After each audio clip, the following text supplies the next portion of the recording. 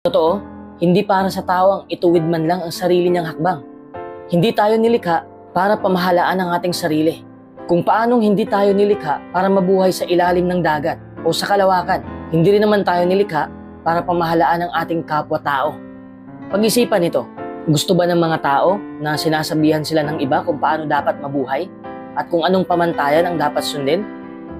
Gusto ba nilang diktahan sila kung ano ang dapat nilang maging pananaw sa aborusyon o parusang kamatayan o kung paano sila magdidisiplina ng mga anak?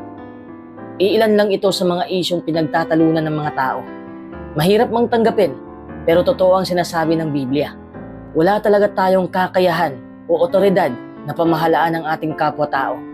Kung gayon, kanino tayo makakahingi ng tulong? Siyempre, walang iba kundi sa ating may lalang. Siya kasi ang gumawa sa atin. Hindi niya tayo nakalimutan. Ang pagmamalasakit niya ay damang-dama natin